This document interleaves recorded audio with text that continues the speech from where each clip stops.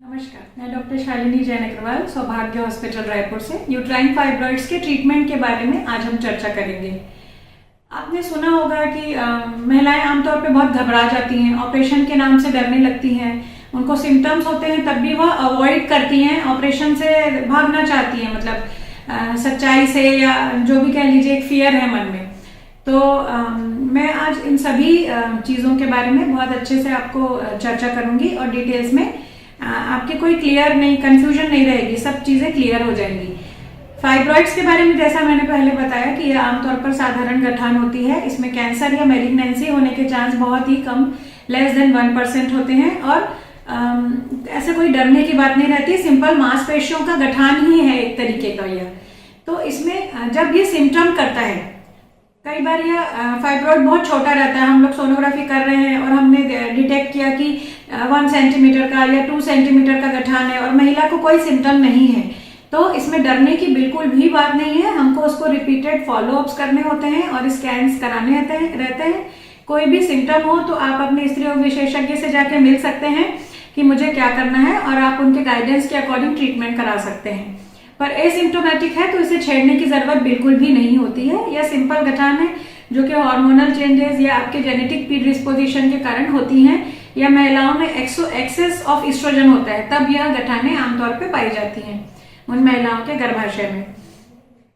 अगर गठान 4 सेंटीमीटर से बड़ी है तब हम उसमें जनरली सर्जरी रिकमेंड करते हैं, और सिम्टम्स अगर दे रही हैं तभी सर्जरी रिकमेंड करते हैं। कई बार महिलाएं जैसे 45 एज से प्लस हैं या नियरली मेनोपॉज अटेंड करने वाली हैं, 47-48 ईयर्स की हैं और उनमें फाइब्रॉइड डिटेक्ट होता है।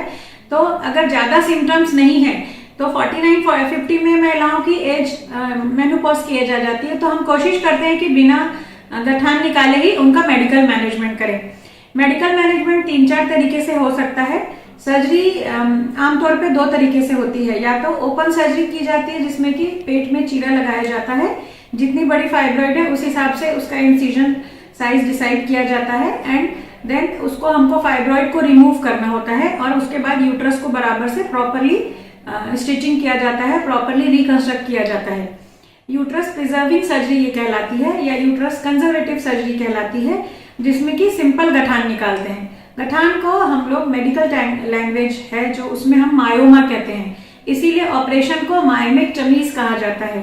या तो वह ओपन मायोमेक्टमी हो सकती है या फिर दूरबीन वाली मायोमेक्टमी, जिसे कि लैप्रोस्कोपी या हिस्ट्रोस्कोपी से निकाला जाता है। स्कोपी मतलब कि देखना, दूरबीन, किसी चीज को वीडियोग्राफी करना, कैमरे से देखना, दैट इज स्कोपी। पेट में डाला जाता है स्कोप तो उसे हम लैप्रोस्कोपी कहते हैं। अगर यूट्रस के अंदर डाला जाता है इस जगह से, बच्चेदानी का मुंह जिसे ग्रीवा, जिसे कि सर्विक्स भी हम कहते हैं, यहाँ से हम छोटी सी दूरबीन डाल के इतना बड़ा फाइब्रॉइड 8 सेंटीमीटर 10 सेंटीमीटर का भी हमने फाइब्रॉइड्स रिमूव किए हैं, यह रिमूव किया जा सकता है। और महिला की एक ही दिन, हार्डली 2 डेज स्टे में पेशेंट फिट हो जाता है, पेशेंट अपना काम रिज्यूम कर लेता है, इन्फेक्शन इंसिडेंट्स कम हो जाते हैं, कोई भी चीरा नहीं लगता पेट में और ऐसा लगता ही नहीं कि कोई ऑपरेशन हुआ है। It's a magical kind of thing, female के लिए, पेशेंट के लिए और डॉक्टर के लिए तो बहुत ही रिवॉर्डिंग और अकम्प्लिशिंग है ही कि हिस्ट्रोस्कोपी से, जिसमें कि कोई चीरा नहीं लगा है, जो सिंपल हमको जो महिलाओं का योनि द्वार है उसी से ऑपरेशन से गठान निकाल दिया जाता है। पर यह बहुत एडवांस टेक्निक है और यह स्किलफुल सर्जन द्वारा ही करानी चाहिए। अगर आप स्किलफुल नहीं है, सर्जन हिस्ट्रोस्कोपी में महारथी नहीं है, मास्टरिंग नहीं है, तो उस जगह पे इसको ये कभी बहुत ज्यादा गड़बड़ भी हो सकती है। पेशेंट्स को बहुत ज्यादा सेलेक्टिवली और बहुत ही अपने सूझबूझ से डॉक्टर का चयन करना चाहिए। ये हो गई हिस्ट्रोस्कोपिक मायोमेक्टमी की बात। ओपन का तो मैंने आपको बता ही दिया। फिर होती है लैप्रोस्कोपिक मायोमेक्टमी, जिसमें कि हम पेट में दूरबीन डालते हैं और यूट्रस तक पहुंच के उस गठान को निकालते हैं। गठान को निकालने के बाद यूट्रस की स्टिचिंग कर देते हैं और फिर वह जो गठान है जो निकाली है हमने, क्योंकि छोटे छोटे दूरबीन के छेद हैं तो उनसे हम बड़ी गठानों को निकाल नहीं सकते, फिर उसमें एक मशीन आती है जिसे कि हम मॉर्सिलेटर कहते हैं, वह उस फाइब्रॉइड को छोटे छोटे टुकड़ों में क्रश करते हुए उस फाइब्रॉइड को सक करके बाहर ले लेता है। तो यह होती है लैप्रोस्कोपिक मायोमेक्टमी की टेक्निक। यह बहुत अच्छी टेक्निक है, इसके बहुत सारे फायदे हैं। पहला फायदा है हॉस्पिटल में स्टे कम हो जाता है। ओपन सर्जरी में पेशेंट को 5 से 6 दिन स्टे करना होता है, इसमें 2 डेज स्टे में ही पेशेंट घर जा सकता है। पेशेंट बहुत जल्दी एम्बुलेटरी हो जाता है, चलने फिरने लग जाता है। पेशेंट को ऐसा लगता ही नहीं कि बहुत बड़ी, इतनी बड़ी सर्जरी इतने छोटे छोटे दूरबीन के जो छेदे हैं उनसे हो जाती है। स्कोप 10 mm का होता है, 1 सेंटीमीटर। सो हार्डली पेशेंट को 3-4 इंसिजन लगते हैं। एक मॉर्सिलेशन के लिए 1.5 सेंटीमीटर का इंसिजन है, एक दूरबीन के द्वारा, और 2 इंस्ट्रूमेंट डालने के लिए छेद किए जाते हैं। टोटल 4 छेद किए जाते हैं एब्डोमेन में और निकाल लिया जाता है fibroid. So it's a magical achievement and magical feel that छोटे छोटे इनसे आपने इतनी बड़ी सर्जरी अचीव कर ली। यह एक्सपीरियंस सर्जन द्वारा ही करानी चाहिए। यह आपको बहुत अपनी सूझबूझ से देखना है, डॉक्टर का चयन करना है। तीसरा होता है इन्फेक्शन बहुत कम होती है, ब्लीडिंग बहुत कम होती है। तो इन्फेक्शन नहीं होगा तो टिश्यू हैंडलिंग कम है, तो आपका बहुत एडहेजन्स जो होते हैं, जो चिपकाव होता है ऑपरेशन के बाद आपस में, जो ब्लीडिंग होने की वजह से या जो रॉ एरिया बनता है उसकी वजह से यूट्रस का अतड़ियों से चिपकाव, या यूट्रस का पेशाब के थैले से चिपकाव, या यूट्रस का लैट्रिन के रास्ते रेक्टम से चिपकाव, ये सारी चीजें नहीं होती हैं। प्रिसीजन बहुत ज्यादा होता है। तो इनफर्टिलिटी में ट्यूब्स और ओवरीज ये डैमेज नहीं होती, क्योंकि ओवरी से ट्यूब को कैच करना है अंडे को, और फिर ये एग जो यहाँ पे आएगा, फिर स्पर्म यहाँ से आके फ्यूज होंगे ट्यूब्स में। तो एडहेजन्स और चिपकाव नहीं होंगे, ट्यूब डैमेज नहीं होंगी। तो यह पेशेंट के लिए जिनको बच्चे की चाह है, जो निसंतान दंपति हैं, उनके लिए लैप्रोस्कोपिक माइमेक्टमी बेस्ट ऑप्शन रहता है।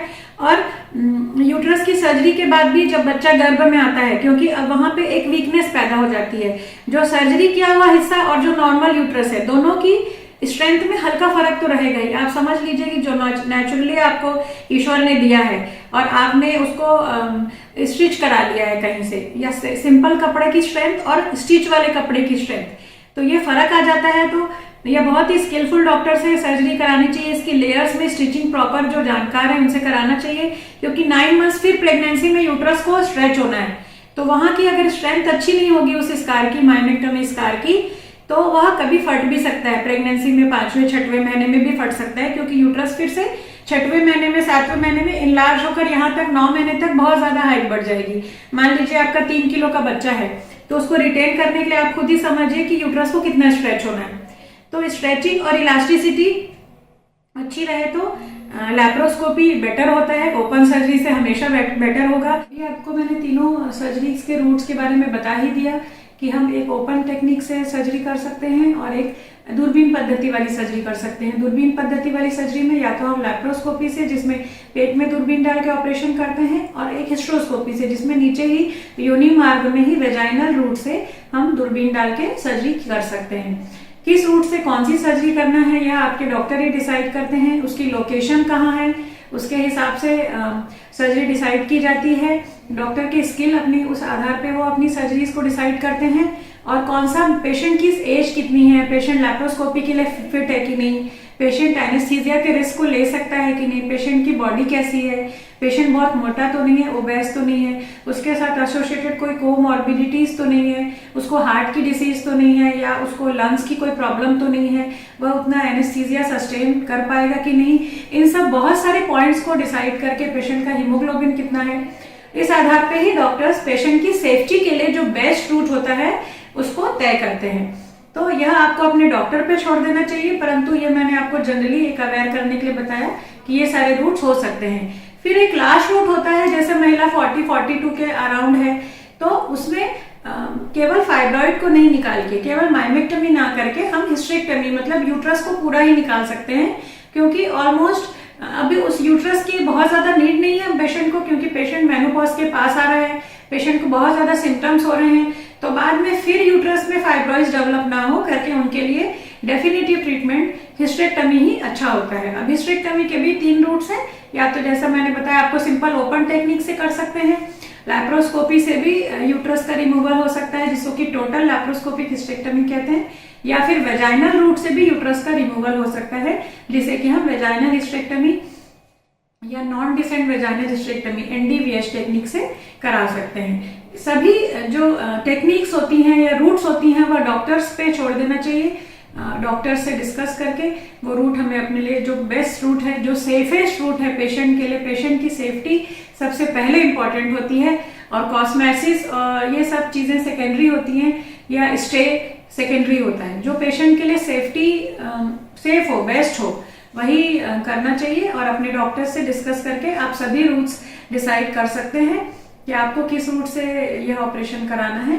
कोई भी क्वेरी या कोई भी आपकी डाउट्स है या किसी प्रकार का कंसल्टेशन है तो आप 8959919271 या हॉस्पिटल के नंबर 40500625 और 9109219901 पे कांटेक्ट करके क्वेरीज को सॉल्व कर सकते हैं।